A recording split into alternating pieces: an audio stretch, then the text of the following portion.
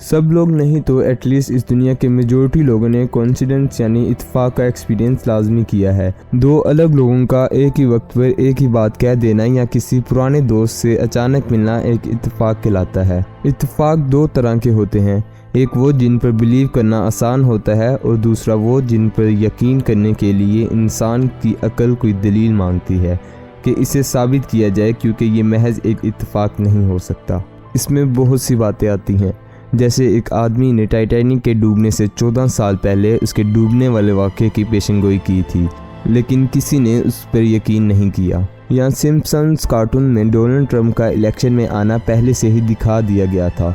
और इसके अलावा और भी दुनिया के बहुत सारे हैरत अंगेज़ कोइंसिडेंस हम आज आपके सामने लाएंगे जो कि नाकाबिले यकीन हैं। तो चलिए शुरू करते हैं। मैं हूं आपका होस्ट अंस बिलाल और आप देख रहे हैं टॉप फैक्ट्स टीवी। सबसे पहले बात करेंगे दो जुड़वा भाइयों की जो बचपन में एक दूसरे से बिछड़ गए थे, लेकिन इत्तेफाक से उनकी ज़िंदगियां उनके चेहरों की तरह एग्जैक्टली सेम थीं। ये काफ़ी हैरत अंगेज़ बात है कि उन दोनों को अलग अलग अडॉप्ट करने के बाद उनका नाम जेम्स रखा गया। उसके बाद उन्होंने जब शादी की तो उन दोनों की बीवियों का नाम था लिंडा, और यही नहीं उनके बच्चों का नाम भी जेम्स एलन और जेम्स एलन था, जिनकी सिर्फ स्पेलिंग में डिफरेंस है मगर प्रोनाउंसिएशन सेम है। और बात यहीं तक ख़त्म नहीं हुई, उन दोनों की ज़िंदगी पूरी ही इत्तेफाक में गिरी हुई थी। उन्होंने अलग-अलग एक कुत्ता पाला और दोनों ने उसका नाम टॉय रखा। इवन उनकी डिवोर्स भी एक ही दिन हुई और दूसरी शादी अगेन सेम नाम की औरत से कर ली जिसका नाम बेटी था। एडगर एलन पोए ने एक किताब लिखी थी जिसका नाम था narrative of Arthur Jordan Pym of Nantucket, जिसमें उसने डिस्क्राइब किया था कि एक शिप डूबने का वाक़या होता है जिसमें 4 सेलर्स लकीली सर्वाइव कर जाते हैं और उन्हें ज़िंदा रहने के लिए ना चाहते हुए भी एक कैबिन बॉय जिसका नाम रिचर्ड पार्कर था उसे खाना पड़ता है।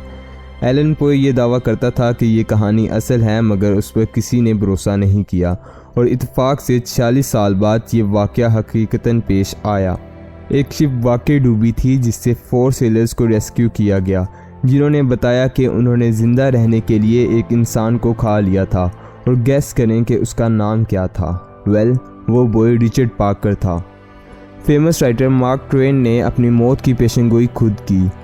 मार्क ट्वेन 1835 में पैदा हुए थे जब हेलेस कॉमेट का अर्थ से गुजर हुआ था।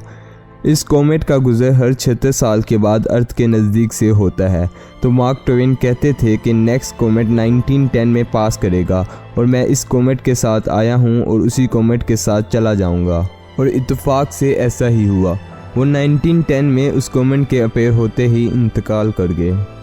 29 सितंबर 1888 की रात को कैथरीन एडोवेस्ट लंदन की स्ट्रीट्स में ड्रंक हालत में पाई गई थी। पुलिस ने उनको कस्टडी में ले लिया और जब उनकी हालत काफ़ी सुधर गई तो उन्हें छोड़ दिया गया और वो जाते जाते एक फेक नाम मैरी कैली लेके चली गईं।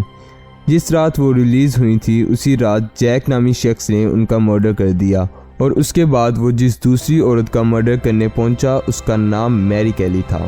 वर्ल्ड वॉर 1 के पहले और आखिरी सोल्जर दोनों एक ही सिमेट्री में दफन है जिसका नाम बेल्जियम सेंट सिम्फोरियन सिमेट्री है। इसमें मेजर इत्तेफाक की बात यह है कि उन दोनों की कब्र 6 मीटर के फासले पर है और ऑलमोस्ट साथ है, जो कि हरगिज़ प्री प्लान नहीं था। तो ये थी दुनिया के कुछ हैरत अंगेज़ कोइंसिडेंस। उम्मीद है कि आपको ये वीडियो पसंद आई होगी। आज के लिए इतना ही। अपने प्यारे भाई को दुआ में याद रखिएगा। अल्लाह हाफिज़।